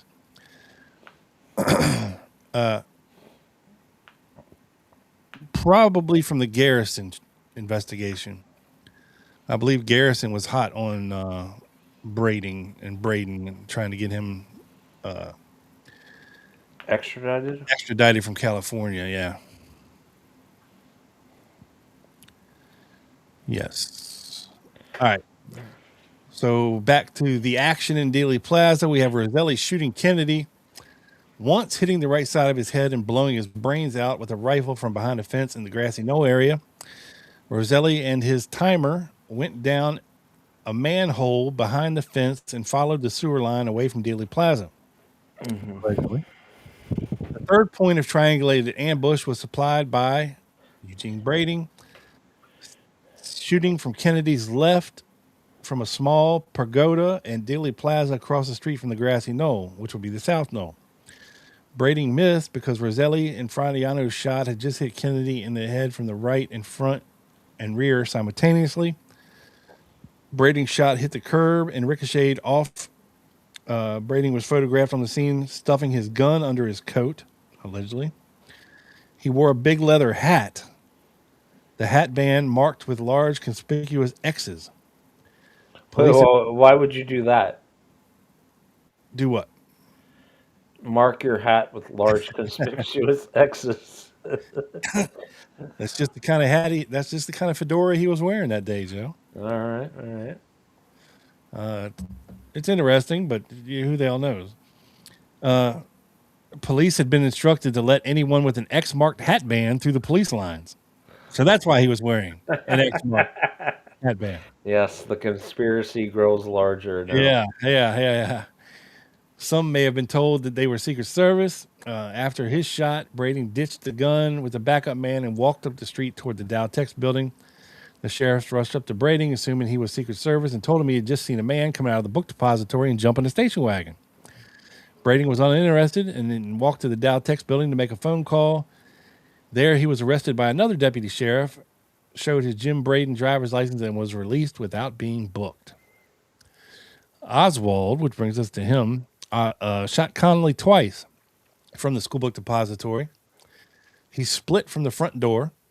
His backup man was supposed to take the rifle out of the building, or so Oswald thought. Instead, he hid it behind some boxes where it would be found later. 3 men dressed as tramps picked up the spent shells from Dealey Plaza. One was E. Howard Hunt, allegedly. Here we go. Then they drifted over to an empty boxcar sitting on the railway spur between the knoll area and waited. A Dallas officer ordered 2 Dallas cops to go over to the boxcar and pick up the tramps. The 3 tramps were paraded around Dealey Plaza to the police department in the Dow Tex building, which, again, it wasn't in the Dow Tex building, but it was close. They were held there until the alarm went out to pick up Oswald, and they were released without being booked. In all, 10 men were arrested immediately after the shooting, and all were released soon after. None were booked. Not a word about their existence is mentioned in the Warren report. But wait, there's more, Joe. Regarding Lee Harvey Oswald, Officer Tippett was dispatched in his police car to the Oak Cliff section where Oswald had entered a room. Tippett may have met Oswald on the street. He may have been supposed to kill Oswald, but something went wrong. Tippett was shot by 2 men using revolvers. The witness, Domingo Benavides, who used Tippett's police car radio to report, "We have a shooting here," may have been one of the men who shot him. So there's a lot of facts wrong here. Okay. Benavides was not the radio man. Okay. That was T.F. Bowley. Right.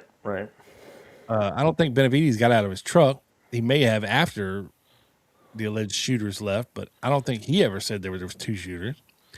But this guy is saying that Benavides may have been one of the shooters because they attempted to take out his lookalike brother shortly after the Tippett murder, and they thought it was him. Right. That did allegedly happen. I mean, his brother being shot. Yeah. Interesting. A shoe store manager. Wait. Can you go back to this thing? A Domingo Benavides appears in connection with the MLK shooting also. Is, is this true? You can't make this shit up, Joe. Apparently you can. Yeah, so let's get to Johnny Brewer. Yeah, the shoe store manager told the theater cashier, Julie Postal, Yeah, that a suspicious-looking character had sneaked in without paying. 15 cops and FBI charged out to the movie theater to look for the guy who had sneaked in. Oswald had a pistol that wouldn't fire. It may have been anticipated that the police would shoot the cop killer for resisting arrest, but since that didn't happen, the police brought Oswald out for a small-time mafia Jack Ruby to kill 2 days later. Then we get to the mafia Hoffa finance Cuban hotel in Dallas, aka the Cabana Motor Lodge, where Brading was staying, where Ruby had gone, the night before the murder to meet his buddy Lawrence Myers. right. That's also where Marita Lorenz also was alleged to be staying, right? I don't know that. All right. I don't know if it's the same hotel. Okay. The rest, as they say, is history. Onassis was confident of his control over the police, the media, the FBI, the CIA, the Secret Service, and the U.S. judicial system, that he had JFK murdered before the eyes of the entire nation, then systematically bought off, killed off, frightened off all witnesses, and had the evidence destroyed. Put a 75-year seal of secrecy over the entire matter. Cover up participants, including many, Gerald Ford on the Warren Commission, a Nixon recommendation, CIA attorney Leon Jaworski of the CIA and Anderson Foundation, representing Texas before the commission to see that the fair name of Texas was not besmirched by the investigation. You have CIA Dallas Chief John McCone, his assistant, Richard Helms, and a passel of police, FBI, news media, etc. So, that is the grand conspiracy, at least when it comes to the JFK assassination, Joe. Yeah, there's a lot there. There is a lot there. Yeah, I don't know. It's a lot for me. It's entertaining for sure. We definitely got some good laughs off it.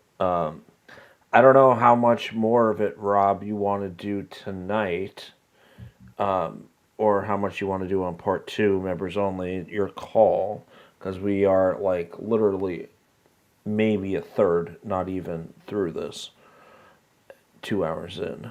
As we get into I just want to get through some of these major players. Where are they now? And then we'll Okay, sounds good. We'll cut it before we get to Chappaquiddick. Oh yeah. Okay.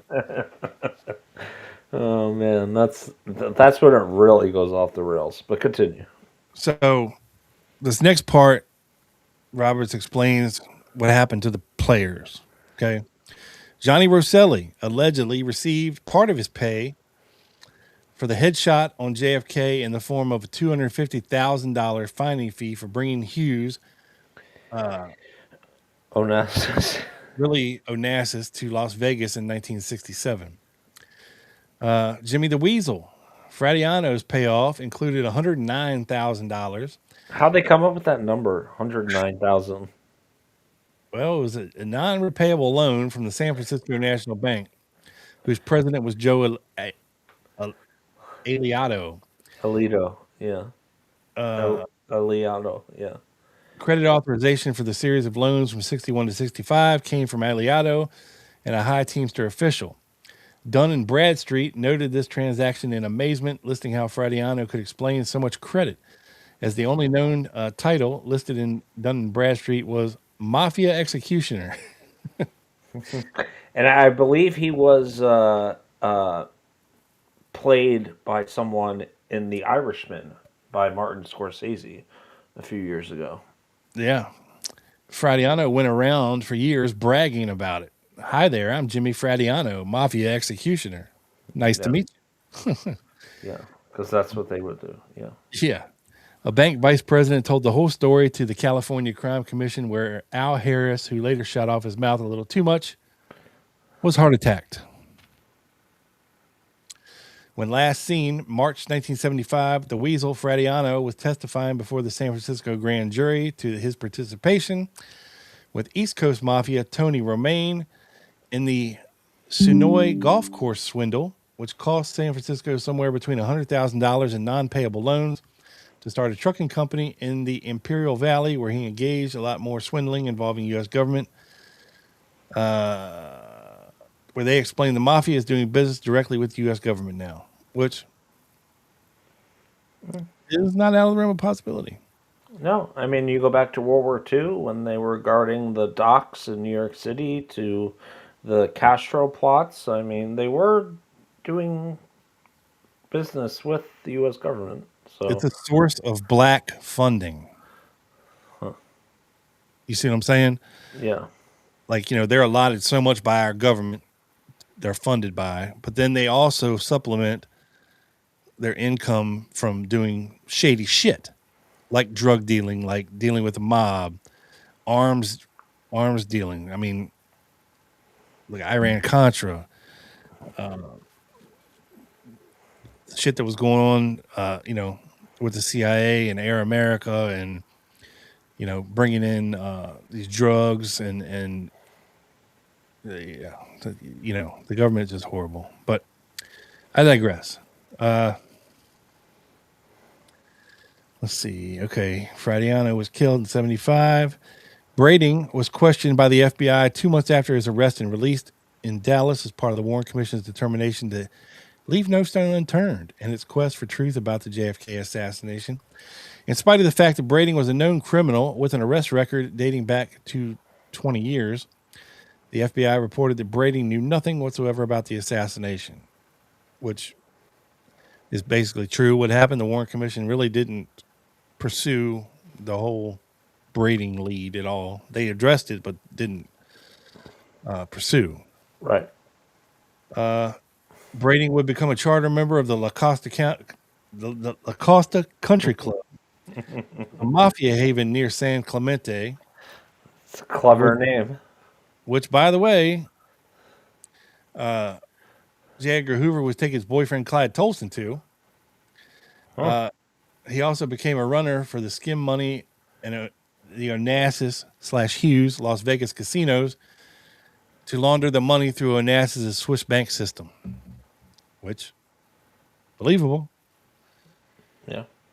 I mean, you got to have somewhere to launder all this dirty money, Joe, from Vegas. Yeah.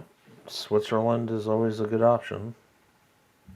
Which brings us to Gerald Ford of the Warren Commission, went on to become president by appointment of Nixon, then in danger of even further and more serious exposure, from which position of trust Ford pardoned Nixon 1 month later for any and all crimes that he may have committed. That covers quite a lot, but Ford is good at covering things up. McCone, the head of the CIA, went on to become the member of the ITT board of directors, sitting right next to Francis L. Dale, no relation to Allen, the head of CREEP, or the Committee to Re-elect the President. Oh my God. That acronym. Brings us to Richard Helms, McCone's assistant, ultimately has been rewarded with the post of CIA director and overall dirty bastard. Richard Helms. Leon Jaworski, the CIA attorney, became the Watergate prosecutor, which is ironic, replacing Cox, who was getting too warm. Jaworski turned in a startling performance in our, quote, government as theater, unquote, the honest, conscientious investigator who uncovered not a bit more than he had to and managed to steer everybody away from the underlying truth of the Watergate break-in. Dr. Red Duke, the man who dug 2 bullets out of Connolly and saved his life, was shipped off to a hospital in Afghanistan by the grateful CIA. I never heard of that before. Me either. Wow. Jim Garrison, New Orleans DA, who tried to get Eugene Brading out of L.A., but used one of Brading's other aliases, Eugene Bradley, by mistake, had his witnesses shot out from under him and was framed on charges of bribery and extortion. The whole airport scene when Garrison goes to L.A. and, the old tapping his foot in the bathroom type thing, trying to, yeah. trying to get Garrison to use the glory hole in the bathroom. After JFK's death, Onassis quickly established control over Lyndon Johnson through fear. On the trip back to Washington, Johnson was warned by radio relayed from an Air Force base. There was no conspiracy. Oswald was a lone nut assassin. Get it, Lyndon? Otherwise, Air Force One might have an unfortunate accident on the flight back to Washington. Maybe that was what is in the, what was it, the 14-minute gap? Maybe so. Maybe so. I'm being sarcastic, but yeah. Yeah. Who in the hell knows? And do you want to sum up your points on it? I got one more thing after this, Joe. No, you go, and then we'll check a couple comments, and Okay. we'll save the rest for part 2. Let me share this thing here. All right. What do we got here, sir? Okay. This is a top secret dinar, whatever this is, a minimum distribution reproduction prohibited without prior NSA approval. This is an NSA document dated November 25th, 1963, and it is redacted heavily. Yeah. As to who it was sent to and who sent it. Yeah. Yeah. But we have it here. It says the assassination of the great President Kennedy was a shock to Palestinians. Please convey our sincere sympathy to the Kennedy family and the people of the United States. Behind the mysterious crime is a carefully plotted Zionist conspiracy. Review of the secret and overt Zionist criminal conspiracy against Lord Noeen Bernadette, the Egyptian and German scientists, as well as the terrorist method adopting kidnapping, Richmond, and many others, provides the evidence to question the position of their secret organization. The late president was likely to win the coming presidency elections without supplicating the Zionist sympathy or seeking the Jews' votes. Aware of the fact that their influence and power in the United States are based upon the Jews' votes, the Zionists murdered the courageous president who was about to destroy the legend of theirs. His assassination is a warning to the rest of the honorable leaders. Reveal their conspiracy to the supreme judgment of the world. Be careful. You are the hope of the Palestinians. So you know how when we got a bunch of these newly released files, this was in 25, right? A lot of them are redacted based on different intelligence services. This seems to me that it was from like a Palestinian or Egyptian related intelligence service, if you will. I mean, just based on the context. And like I said, all this was redacted, whether it be Israel, whether it be France, whether it be MI6, like all of that stuff was redacted. Yep. All right, so we're going to leave you with this. I'm going to blow some minds right about now with some shit you probably never heard of before, but allegedly this is all true, what I'm about to tell you, Joe. So pay attention, everybody. Okay. That's this you. That's weird you guys in the chat. Yeah, when we're talking about complex conspiracies, okay, it doesn't get much better than this, Joe. Consider this for a moment, folks. Abraham Zapruder, okay, and his white Russian affiliation. Abraham Zapruder was a 32nd degree Mason, an active member of 2 CIA proprietary organizations, one being the Dallas Council on World Affairs and the Crusade for a Free Europe. These 2 organizations were CIA-backed domestic operations in Dallas, whose membership included Abraham Zapruder, Clint Murchison, D.H. Byrd. Yep, owner of the TSBD, right? Yep, Murchison was the owner of the Dallas Cowboys at the time. Judge Sarah Hughes, who swore in LBJ on the plane. George Mornshield, okay. George Bush, Neil Mallon, H.L. Hunt, and Dmitry von de Mornshield, George's brother. Right, who worked for, I believe, was Radio Free Europe. Yeah. Yeah. So going back to 1953 and 54, a woman named Jean Lagon worked side by side with Zapruder at a high-end clothing design firm called Nardis of Dallas. Jean Lagon designed the clothing, and Zapruder cut the patterns and the material for her. Incidentally, Abraham Zapruder's obituary misstates the date and the year that he departed Nardis of Dallas, incorrectly citing it as 1949. The correct year was actually 1959, the same year that his partner in design, Jean Lagon, became known as Jean Lagon de Mohrenschildt when she married George de Mohrenschildt. Lyndon Baines Johnson's personal secretary, Marie Femmer, who flew back to Washington on Air Force One with LBJ, just happens to be the daughter of Olga Femmer, currently living in Tyler, Texas. Olga Femmer also worked at Nardis with Zapruder and Jean de Mohrenschildt, or Jean de Mohrenschildt. Okay. Olga Femmer, the mother of LBJ's personal secretary, Marie, worked closely with the man who would later capture the assassination on film, Abraham Zapruder. George de Mohrenschildt's future wife, Jean Lagon, also worked at Nardis in Dallas, blah, blah, blah. The Oswalds spent much time together in the Soviet Union during their courtship. Much, if not most of that time, was spent in the city of Minsk, which is where George de Mohrenschildt and his brother Dmitry grew up after fleeing the place of their birth, Mosir, which was ultimately thought to have been part of Poland. Abraham Zapruder's co-worker, Jean Lagon, and her husband George de Mohrenschildt introduced Lee Oswald to the daughter of one of de Mohrenschildt's close friends, Ruth Paine. Ruth Paine's husband, Michael, whose stepfather, Arthur Young, collaborated with none other than Lyndon Baines Johnson's personal pilot, Joseph Mashman, to develop Bell helicopter, was employed by Bell at the time of the assassination. 3,000 to 5,000 Bell helicopters were lost in Vietnam, and Bell stockholders made a fortune replacing them. In 1978 or 76, de Mohrenschildt was subjected to 9 electroshock treatments at Parkland Hospital, Joe, under the order given by one Dr. DeLoach, who was the first cousin of FBI Assistant Director Cartha Deke DeLoach, which is interesting.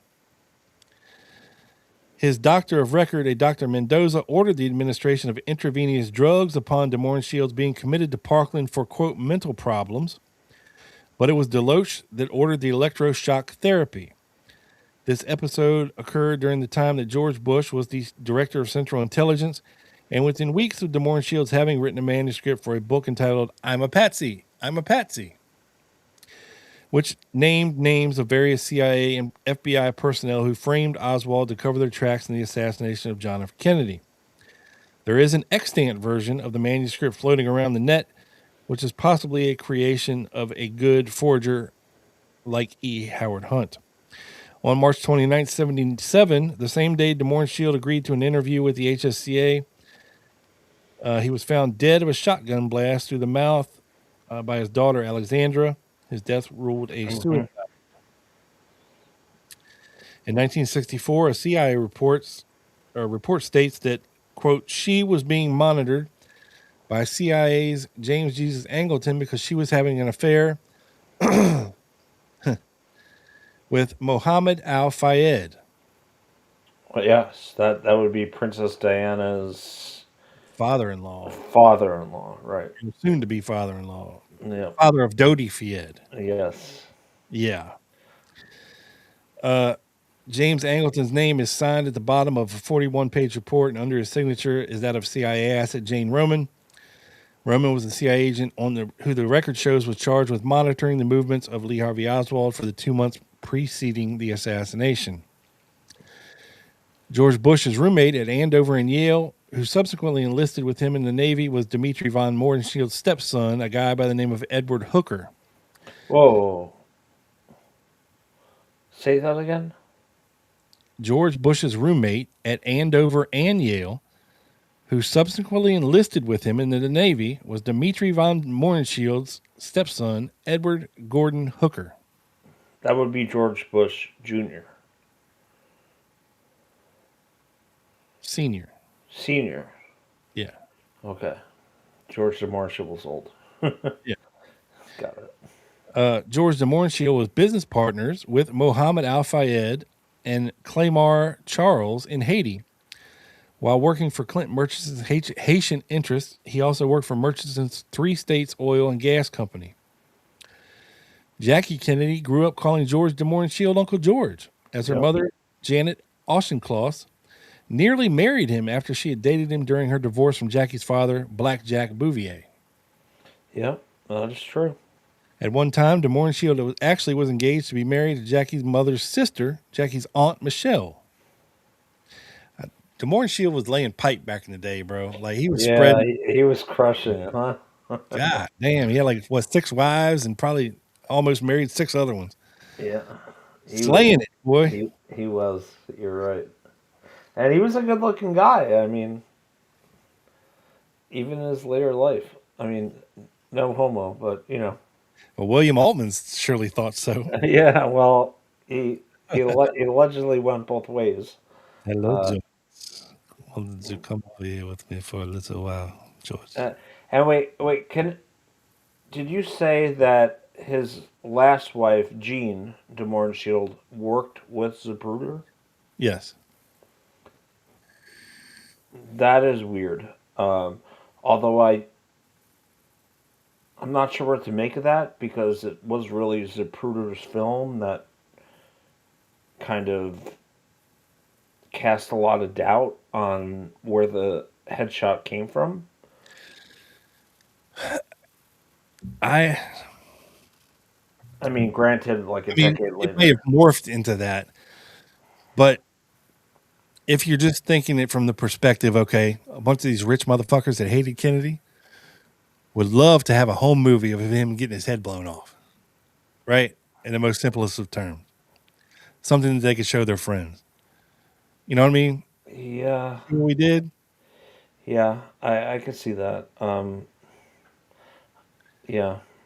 I understand. What it morphed into is something totally different, but you know, if you're of the conspiracy mind, which is where this is trying to go, with all these rich folks, and you know they're all kind of interconnected and part of these CIA-backed companies. You know, you got Hunt, Murchison, Bird, all these rich dudes working with Abraham Zapruder as a 32nd degree Mason. You know, with these white Russian connections and old oil money and de Mohrenschildt and you know, you would want to have somebody in Dealey Plaza up on a perch with a unimpeded line of sight with a camera pointed directly where it should be pointed at exactly the right time to make a movie of this thing. Yeah. Right. Yeah. And I have a good picture of me on that pedestal being held up by Marita Lorenz's daughter. Oh, Lord. What? She was posing as his secretary. Because you know me, I could fall. I probably would. Fall at any time. But yeah, that is the basic nuts and bolts of this Gemstone file, if you will. Now, again, we don't know really what the original Gemstone files said. Right. We just have this kind of summary, if you will. It's like a Rosetta key to understanding the Gemstone files. It was written by some random woman, right? I mean, you can kind of figure some of this out from listening to Mae Brussels' old radio shows because she went deep into the conspiracies with Skorzeny and the Nazis and Paperclip and all this stuff and trying to connect all this old money, and she was going in a lot of different directions back then. Yeah, and hey, I respect her a lot. Like I hold her in relatively high regard, although I haven't listened to everything. But she was kind of ahead of her time in many ways. I don't know exactly what rabbit hole she went down, but she went down a lot of them. And God bless her, you know, she was one of like the OG podcasters of the time. Yeah, she was broadcasting from some little shitty AM radio station to the world, you know, making these tapes and sending them out. And, you know, it was a different time back then, you know, you had to be like kind of connected, like on the underground scene, and you had to basically subscribe. Like she had members. You subscribed, and she would send you the tapes of the radio shows. Right. Like cassette tapes, right? Yeah, yeah. Yeah. Yeah. I mean, it's pretty wild. Yeah. Pay $5 a month, you get four cassette tapes sent directly to your home. Type of thing, which is cool, man. She was one of the OGs of this shit. She's an innovator. Yeah. And look at us now. Yeah. Any Scafuza with a microphone, right? Yeah. Even St. Joseph, the patron of Scafuza's, has one. Yes. All right, let's check in with some comments before we get out of here, Joe. Yeah, we have a few. I think we're 40 minutes behind. Tim, Rob, you were right. One of your first episodes was about Frasier. That guy's full of shit. Thank you. Yeah, it's a 14-year-old sentiment that still holds water to this very day. Joe, it's been a while. Oh, here we go. We might have to rekindle and update the Frasier nonsensical horse shit. Yeah. Spread it around the internet so more people can understand why this dude is not to be trusted. Yeah. And maybe we can get who. I'm not going to name him publicly, but who, to get him on.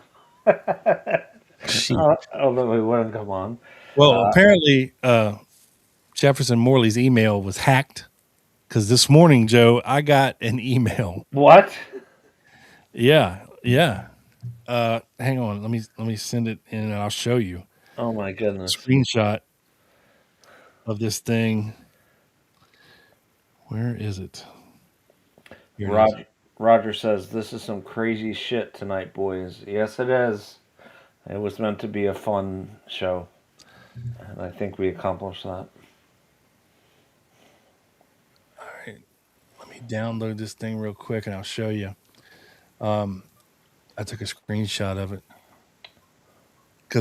And the funny thing is I just kind of, I saw it and I was like, what the fuck is this? And then I got a Facebook message from Doug. He was like, man, you ain't going to believe this. I think Jefferson Morley's been hacked. And I was like, yeah, no shit. I got the same thing. Like, what the hell's going on here? I didn't get it. You're not on the email list. I maybe unsubscribed. I don't know. In a moment of haste. All right, let me get rid of this and replace this image with what I'm looking for here. Oh, shit, hold on. I don't have it yet. Where is it? Okay, there it is, screenshot. Okay. I'm downloading it now. Add media, upload from disk. Here we go.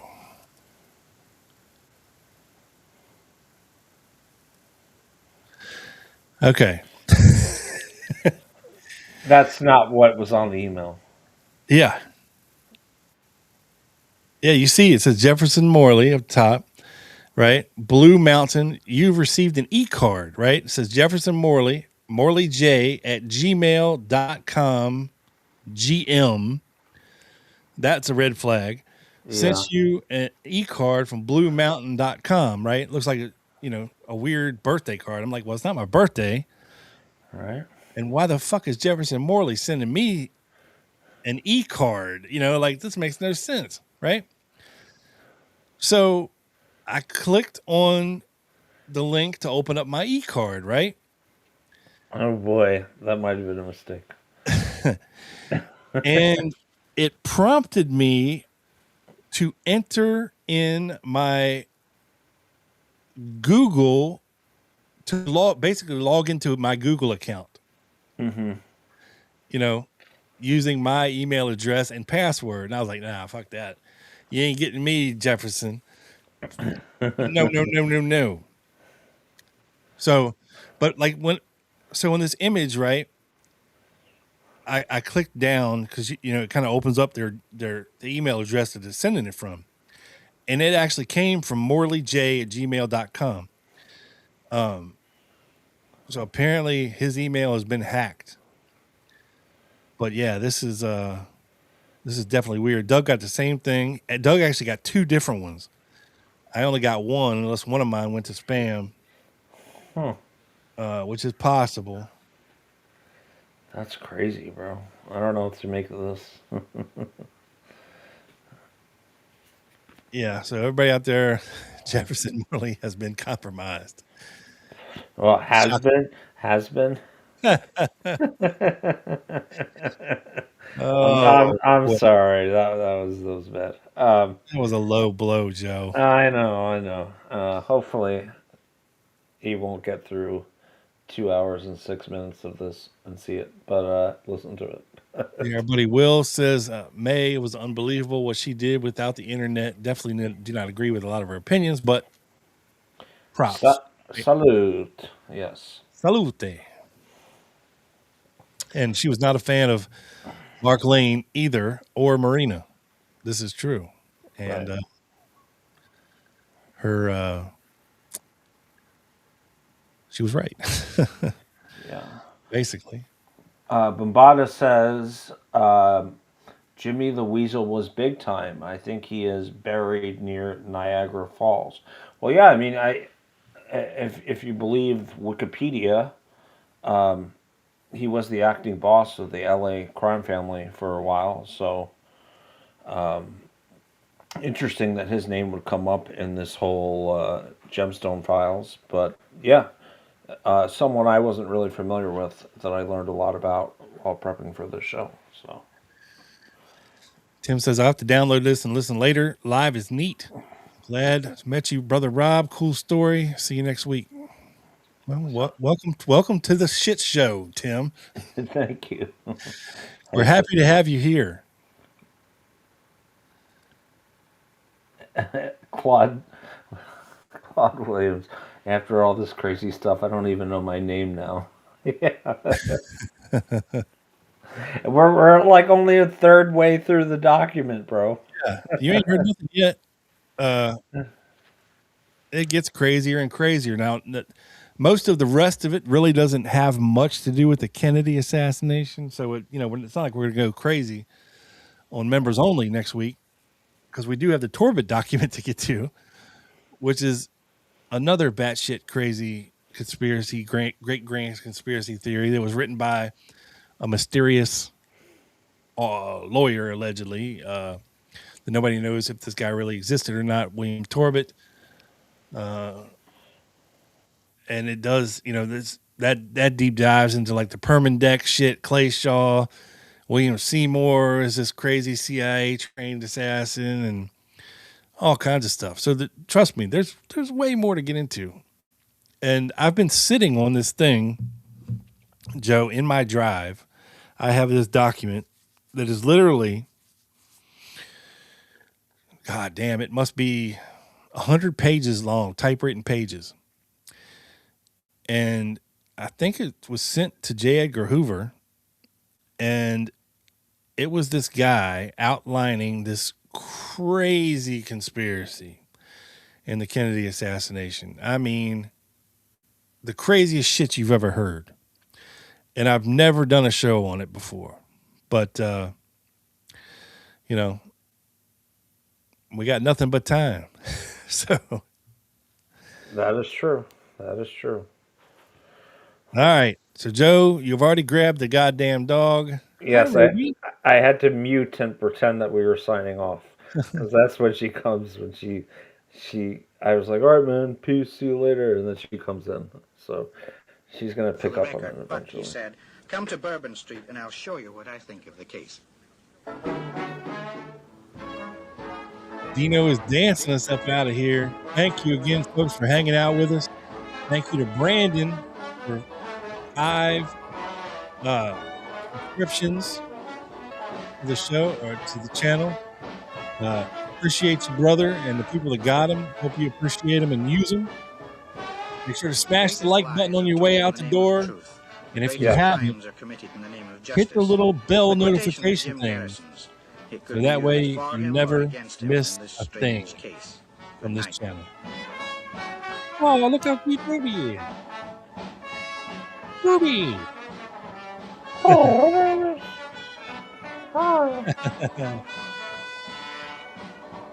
We'll see you Wednesday, folks. Book review before members only, so stay tuned. But members hear it first, see it first, and hear it first. So yeah, peace. Peace, guys. Thank you.